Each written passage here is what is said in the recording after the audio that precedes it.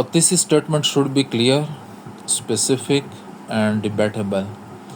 Women are not only underrepresented in political arena, but also sabotaged in economic domain in the form of violence in salaries, denial of property ownership, along with the practice of glass selling.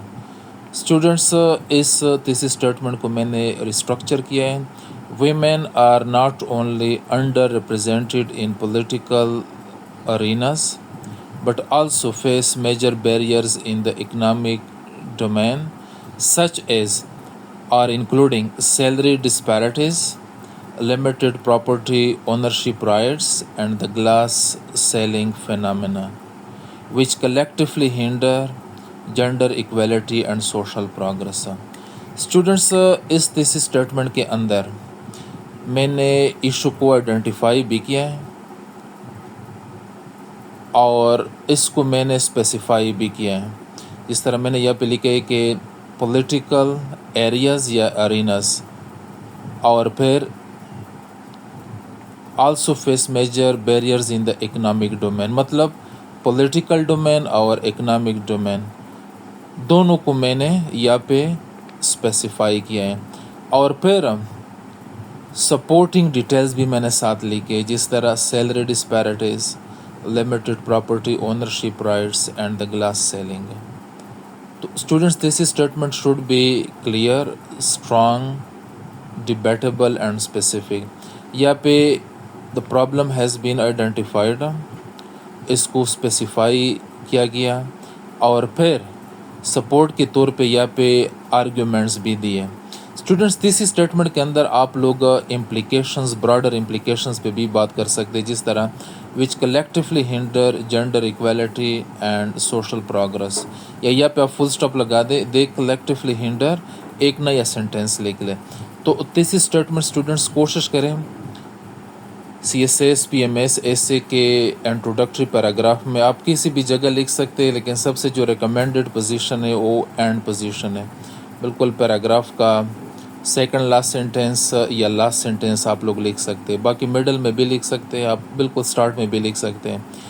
یہ gender equality سے related ایسے کا تیسری statement تھا. اب یہ پاکستان کے economy کے حوالے سے یہاں پہ اس اسٹوڈنٹ نے بڑا انفارمل طریقے سے لکھا تھا. اسی ہی تیسری اسٹیٹمنٹ کو میں نے ریفائن کیا. Although Pakistan's economy reflects growth through macro economic indicators, یہاں پہ میں نے یہ بریکٹ میں لکھا ہے. اگر صرف اکنامک انڈیکیٹرز آپ لوگ لکھیں گے ایگزامینر ول انڈرسٹینڈ. اگر آپ نے اس کو تھوڑا سا ایکسپلین کرنا ہے، سچ ایز کاما لگائے، such as G D P expansion, enhanced exports and improved fiscal metrics. اگر یہ تینوں چیز آپ نہ بھی لکھیں آل دو والے کلاس میں، پھر بیٹے کہ صرف میکرو اکنامک انڈیکیٹرز لکھ لیں، لیکن یہاں پہ میں نے بریکٹ میں لکھا، آپ لکھ بھی سکتے ہیں.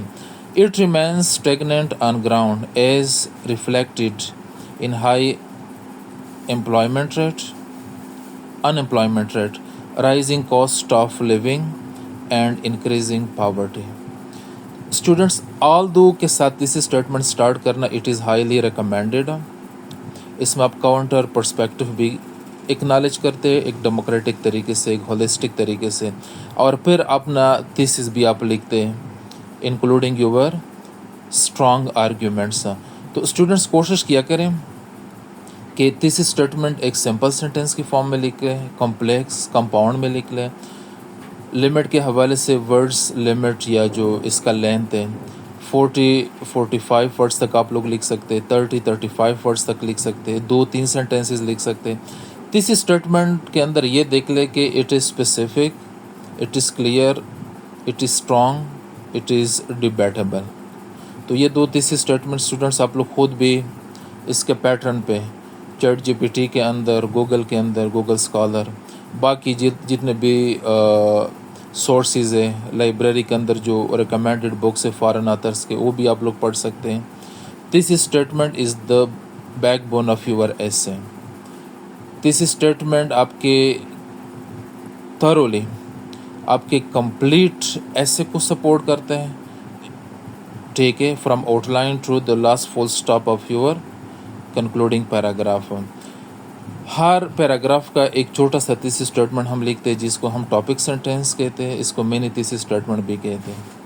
ان کے ذریعے پھر ہم تھیسس اسٹیٹمنٹ کو سپورٹ کرتے ہیں.